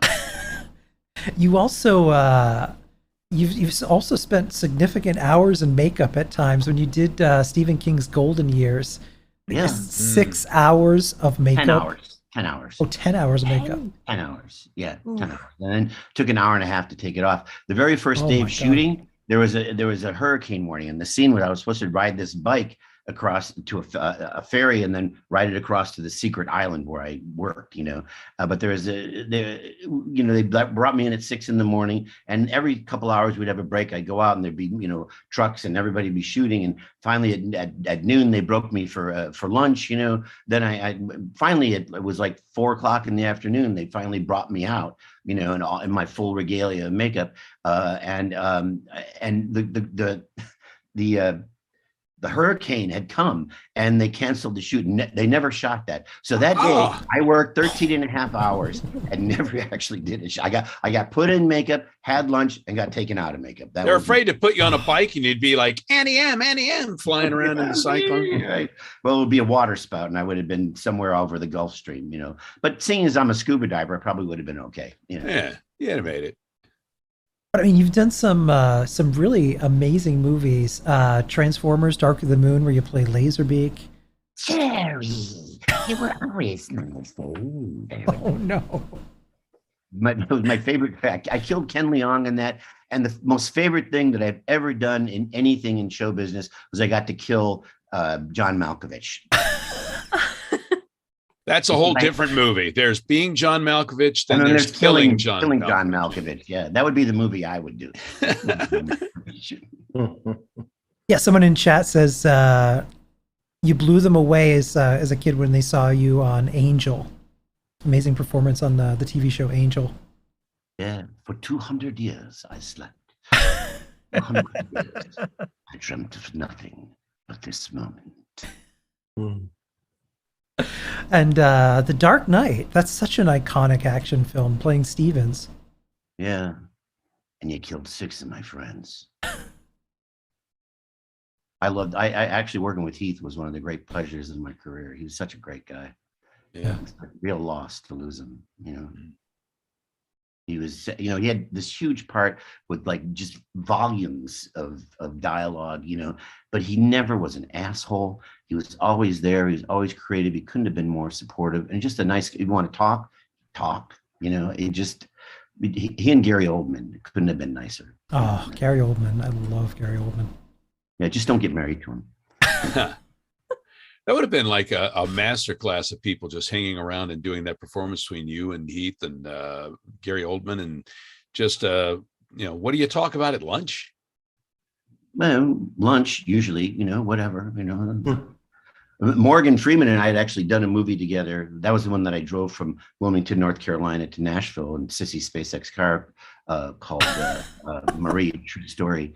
And Morgan was pissed off at me back then. This is like 1984, 85. I actually had higher billing than he did in the movie, but obviously not in The Dark Knight. But he remembered me, and he was very nice. He was very kind to my children, So well, that's very really cool. was a master class. And Chris Nolan is indeed a genius, and he knows it. I've worked with a gentleman who Jeremy Theobald, who was in Chris Nolan's first movie. That they put together before he went and did Memento, yeah. That was such a good movie. His name is Jeremy Theobald, and he's been in everything. He's had little small parts. Christopher puts him in these things, and he was actually in the most recent one. What was Tenet? the one? What's that? Tenet. Yeah, he was in Tenet. He was the guy who was in the scene with Michael Caine, who walked him into the scene with Michael Caine. That was Jeremy, but it's just a really nice guy and speaks very highly of Christopher, just as like a really decent guy. Yeah, the if you take Memento, Inception, and Tenet, and even Interstellar, like these movies, like you can watch them once, and then you're like, I liked it, but what the hell was going on? I got to go back in there. And then you go back into the hut, and then you watch it again, and then you're like, still can't write. Maybe that's what it was. And that's not what it was about. It was about something else. Like Tenet, did you know what it was about, Keith? No fucking idea. the time that I mean, he's big on time. His thing is time. It's all like time, and that it's like incest. It's relative, Oh God, I don't. Oh no. My brain is not good at that. Not good, Bob. The conversation ground to a halt. Yeah, well, Nolan would just my character wasn't that big, and but he kept putting me in scenes even after I supposedly was dead. I mean, I wasn't dead, and I'm even at the very end. I'm the cop standing behind Gary Oldman as he smashes the bat signal, and I'm actually in a police uniform. But Nolan, I don't know, he got weird as it went on. Maybe I got weird on him. I don't know. And he would start saying things like, Keith, you remind me of Joey Pants, Joe Pantoliano. And I go, I know Joey Pants, and I consider that both an insult and applaud it. But thank you. Right. I don't know what he meant by that. Do any of you have interesting stories or memories from making Fallout? Could be Fallout 76 or any of the previous games that you've done. The Super Mutant sessions were very sweaty. I do remember that. Doing all the Super Mutants for Fallout 3 is 4 hours of high energy, forcing that voice. I remember Mark Lampert telling me that he felt like this character Fox was an intelligent being, but trying to communicate was like a gorilla trying to force sounds through a voice box that was not meant for that. And so going through that for over 4 hours, I really did. We had a conversation the other day about the faux pas of leaving sweaty headphones behind, and I was really trying to keep those things in a decent enough condition so the person who came in after me wasn't like, gross, okay. Yeah. Oh no! I hadn't even thought about that. Oh, so that was you that did that to the earphone. Sorry about that. But that I do recall that was a very rewarding but very exhausting session because it's in effect it's like doing effort sounds for all 4 hours. Everything is an effort, and doing efforts at the end of a session, and depending on how many characters you have, and then splitting those up and making each of the efforts and the battle sounds that you do sound like the character is a bit of a challenge. So that's always fun. Yeah. Well, after I had done some of my Super Mutant stuff, I worked with Cal-El as well. And I guess one of the things that impressed me the most was how much they take care of you and how much they take care of your voice. And as far as breaks go, or, if you're, again, going 4 hours with that is a challenge. going 40 minutes sometimes is a challenge. So Right. yeah, so it just that they took great care of me when I was there, and you know, I'm sure they do all talent, which is wonderful. It doesn't always happen. So Yeah, super mutants and ghouls. That's an endurance test of the voice, trying to keep that rough gruff, staying in the throat voice through the entire session can be difficult sometimes. Yeah, it ended up, you know, they've gotten better at that over time. The whole industry has gotten a lot better in the last couple of years at that. Yeah, I used to have sessions would just blow my voice, you know, and I couldn't talk the next day, especially things like, you know, in combat sort of stuff, you know. Right. Oh, then leaving, Adrian Barbeau walks in, so that was kind of fun. That's cool. Speaking of, Adrian Barbeau would have joined us today if not for an engagement. She sent her regards, and this causes. Yeah, she would have joined us today, but unfortunately, Crate from Creep Show, man, was the best. I don't even get like I loved her in The Fog, and loved her in everything. But yeah, she's gonna. She wants to join us for the next one. That would be very cool. It's a very personal cause for her too. My little story goes back to Fallout New Vegas, and I mentioned earlier that I was doing walk-in for on the radio, and they found out. I didn't tell them; they knew. So, and I know I haven't done it here. So, at the end of the sessions, Wes Gleason and Mikey Dowling was also working on audio then. It was part of the audio department. Now I know he does communications for Obsidian now. So they're like, hey, we want to do this section all as walking, and we're going to have it as an Easter egg in the game. And so then I did probably, I don't know, maybe 50 lines or 40 lines as walking. And so the plan was to get it in there somewhere. I don't think it got in. I think so, you know, somewhere along the line, the gatekeeper said, no, we're not gonna allow this in the game, but it was recorded. So that audio is somewhere, you know, where you have ghoul lines that you know, you have a walking ghoul out there that's just ready to be, you know, prancing around the game somewhere. Sometimes they're embedded there in the games. People have found in some of the games I've done other voices and other characters that, you know, they have you voice a few things and they end up finding another actor down the road, or they decide to mix and match that you voice it and somebody else voices it, and then they flip you, but they somehow remain in the game, and they find these things and it ends up on YouTube for years. Yeah, they're often packed in the BSA files, so you can still find this stuff. Like we were talking about this before we got started, Chris. There was a cut character from the Campfire Tales quest, the one you were telling us about. Yeah, the Vincent Price character. Yeah, so sure. there was a scenario, and now that I read it, I want to hear it, where one of the Campfire Tales was this haunted mansion tale that had a possessed doll, and Chris said it's him doing like a Vincent Price narration voice for it. Yes, sounds amazing. My God. Like I want that. It is. I mean, Cal directed, and it was. I mean, I was crying. We were crying. I mean, and then when you know you're crying in a session, like that's gold. Like if you can get those takes out, that's gold. Oh, but again, you know, if it's gold, Jerry. Oh my God, you know, it's gold. But it's you know, oh, I wish. Hopefully, well, maybe, you know, it might have been. I don't know. So Cal directed. So if he directed, I'm trying to think of who.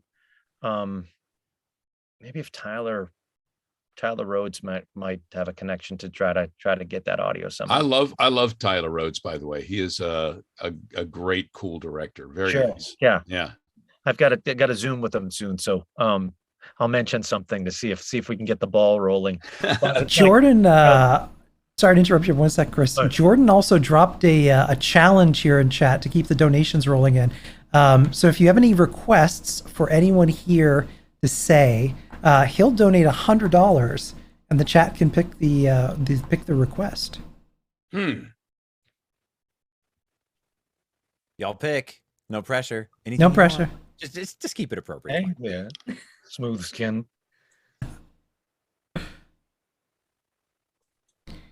You know, you were asking about memorable days in Fallout, working on the game. Yeah. and Chris was talking about Christopher Walken, and Biv comes from my doing one of the worst Christopher Walkens on the planet. It's hideous. It's hideously bad. Is that where it comes from? What is it? Yeah, Like a New York. What kind of? It's like a street urchin New Yorker. Basically, it's like a short-circuiting robot. You know, it's like really twitchy. And so I walked in one day, and what are we working on? They said a drunken robot. And I said, I have an idea. Oh no. So we tried twitchy Christopher Walken, and they kind of said nah. But twitchy Christopher Walken ended up being he was inspired by Howie Mandel. You know, where Howie would do the reaching for stuff. You know what I don't understand? Spanish.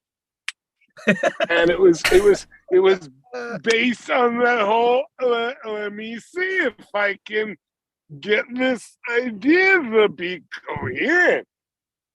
And that's where, so it was a mix between the horrible Christopher Walken and a pretty bad Howie Mandel. That is an amazing character origin story.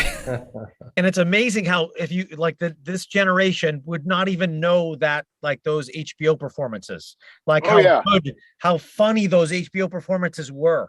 How good of a stand-up Howie Mandel is. Yeah. Absolutely. Let me tell you, I'm waiting until they forget who Norm was, you know, because I got a lot of ideas for how to use that one. Oh yeah. Have you seen the Netflix special? I haven't seen it yet, but I want to. That's amazing that they actually have that. Norm Macdonald in his own living room. That's great. And they have it's a nice round a round table discussion at the end, half an hour.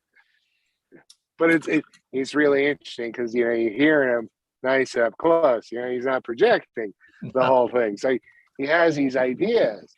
And he puts them out there, you know. And no, I've been listening to it a lot, but I forget where I was earlier today. But I was on the phone with my wife, and I just hear things coming out of my mouth about life, and I can just hear Norm. You know, just kind of say, "Yeah, it's kind of quirky there." You know, that whole Supreme Court there. You know, kind of how they do the one thing with the guns, and then the whole other thing with the women is. Based on the same thing there. Crazy. That's excellent. And of course, you know, Carlin, you know, speaking of George earlier today, Carlin would have a lot to say about the times we're living in. My God, yeah. Yeah. Evidently, there's a clip of Carlin going around right now. He said so much about so many things that are still very current that there's a clip going around right now after everything that happened today that is really touching a nerve. So Carlin, it's amazing how Carlin and Bill Hicks and guys like that just shows you just how much we keep repeating ourselves because they're still current. Yeah, George Carlin documentary is great. It really is. Yeah, I love that documentary. It's terrific. He reinvented himself so many times. There's a guy who just and eventually becoming who he really wanted to be, starting off being what he felt he should be, becoming what he wanted to be, but reinvented himself on a very high level, like 3 or 4 times. We are out of time because we've gone over a little bit. And then Wes also has another thing right after this. We're going on Tequila Talk. Where we're going to have John St. John, Duke Nukem, Anna McLean from Portal, John Patrick Lowry, George Ledoux, and it's going to be there. Casey's going to be running it, and it's going to be just as strange and weird as this. So if you guys want to come join us, thank you all for coming. This is amazing that you came to do this today and help raise funds for Alzheimer's research. That's against Alzheimer's there, Neil. Against Alzheimer's. I was going to say, not actually researching Alzheimer's per se. It's researching a cure. Yeah. I'm just curious that once people found out that we were actually against Alzheimer's as opposed to for it, how many people dropped out of the we lost a few, but that's okay. You know, I think we were better off attitude to begin with. Yeah. Struggle. Well, I'll see you all. Thanks for having me on. Take care. Thank you, Keith. Paula, Chris. Before everyone runs off real Bye. quick, where can people find you, follow you, all of that good stuff? Keith. I have no idea. If you want to find Keith, you can put a flyer on a telephone pole. He may drive by and see it. In my neighborhood, hopefully. In his neighborhood.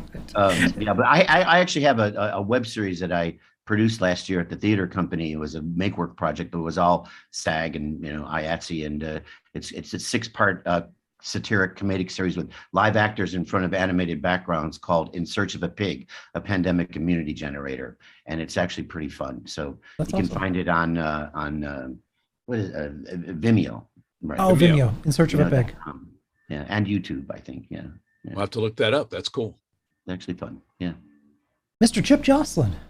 ChipJoslin.com. Simple. So that's easy. Yeah. Jordan, and if you want to take classes. Oh, damn. JordanReynolds.com/links. It's all my social media. I'm on Instagram and Twitter primarily. So yeah, you can hit me up on there. And as far as the core stuff that Neil was mentioning, it's for home studio audio specifically. So thanks again, Neil. I really appreciate that. But yeah, just throwing it out there, Jordan. But in the future, maybe you ought to make your panels back there QR codes. That's a genius idea. That would I can't. That's a specific mathematical equation on the panels. It's literally I now want you need to find out. I'm checking now to see if it says anything here. Yeah, find out what QR code it is, and then grab that site. You'll be fine. It's like some secret club stuff. Jordan has now collected Wes Johnson's social security number and credit card info. That's exactly what it is. Right. Chris. Also teaching classes. I do have a website. Just my performance site is Chris Shula, CIULLA.com. But most of the stuff that I am doing and teaching and putting out, publishing, as far as for audiobooks and we're doing some audio play stuff, and we'll eventually be doing some audio gaming, is all out of leonardoaudio.com. And then our whatever we're teaching, the classes are under the workshop page there. So but I have a mailing list there if they want to go to the About Us page, and if people want to be on that mailing list, they can join the mailing list from that.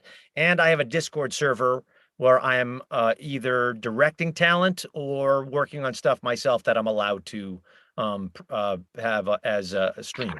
So they are welcome to. Leonardo Audio is a Discord server if they want to find that. I'm going to join that. Paula. PaulaTiso.com is my website, and my links to social media are there. I pretty much post on Instagram what I'm up to, Paula Tiso VO with underscores in between all that. And I have a new TikTok, Paula Tiso _voiceover, where I've been doing a lot of my narration videos. I've been moving more and more into narration. So that's awesome. That's about it. I do teach, but just kind of intermittently, and I post about it when it is going to happen. Thank you so much for having me, Wes. I really appreciate it. I'm so grateful for you being here. I really am, for all of you. It's meant the world. It really has. Neil.